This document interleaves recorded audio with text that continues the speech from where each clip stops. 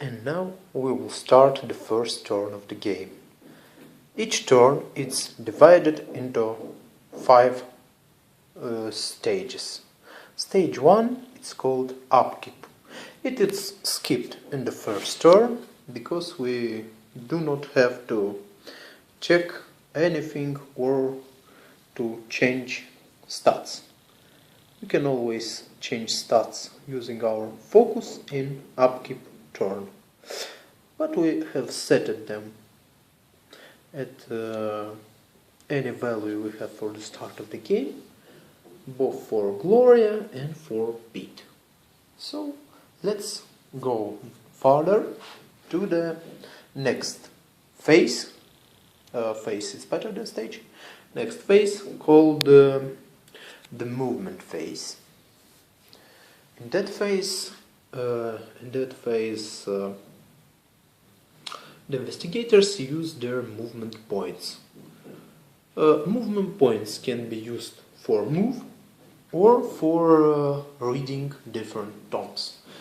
We have no tome for the moment, but when we will have one and we will have the opportunity to read it, we will read it for sure. And we will do this in the movement phase of the turn. So let's use the movement phase only for movement. If you have to go into a place where there is a monster, you will have to evade it or fight it. So let's start with the Pit, because he is the first player and he goes into the streets of Merchant District. As we can see, cultists have an evade modifier of -3. -3, and Pit current sneak it's 3. 3 minus 3 means that we have no chances to run from the cultists. Also, that means that we can face him in combat. So let's start combat with him.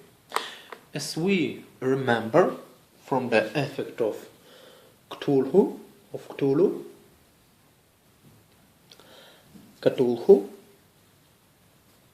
all cultists have a horror rating of -2. Let's see horror rating. Horror rating uses will. Our current will is 4 -2. That means that we will throw in 2 dices. 4 minus 2, 2 dices. So let's select 2 dices. I recommend to throw dices in a box, for example, box from the game, in order not to search for them after that in all the room that you are using to play the game. So let's throw 2 dice. And we have 1 success. Usually success is 5 or 6, and we have 1. It is enough.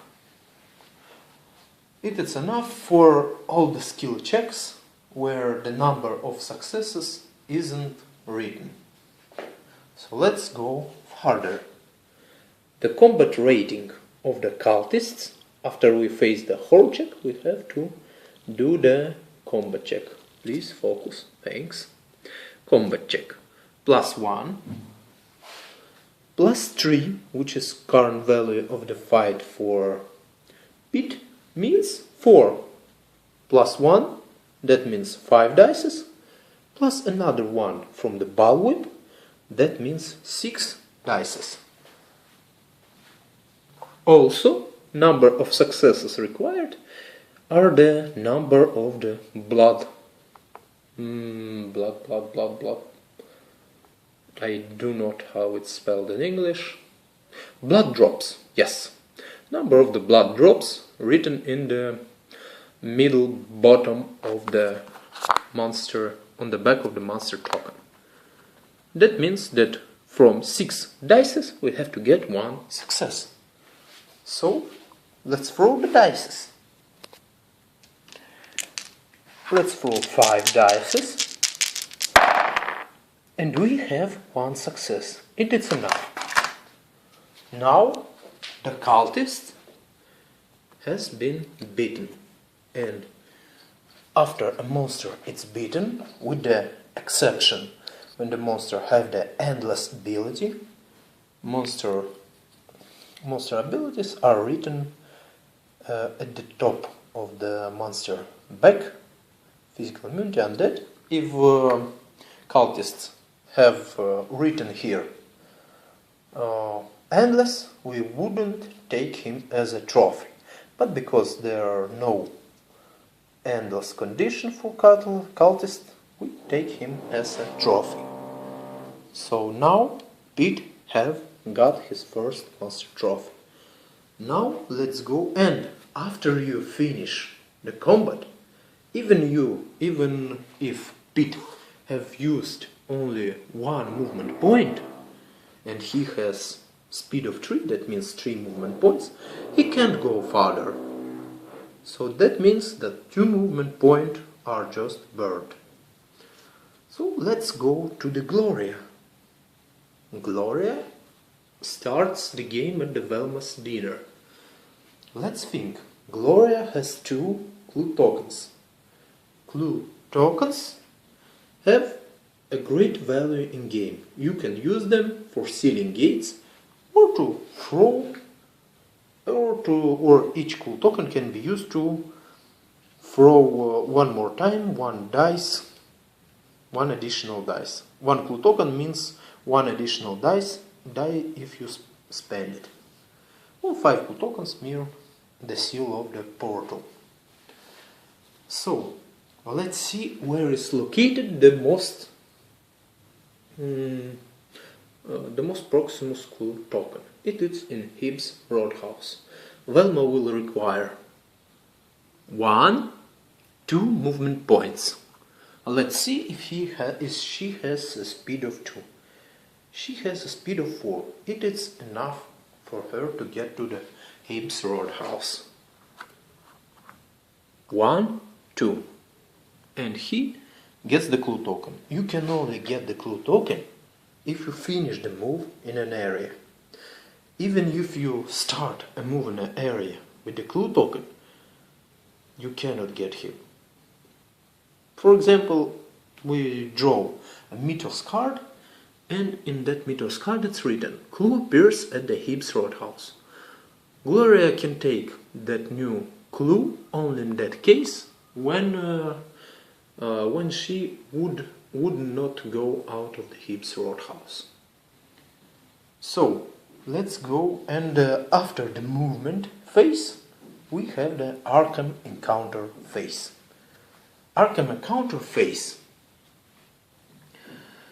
is a phase for investigators who are in locations inside of Arkham.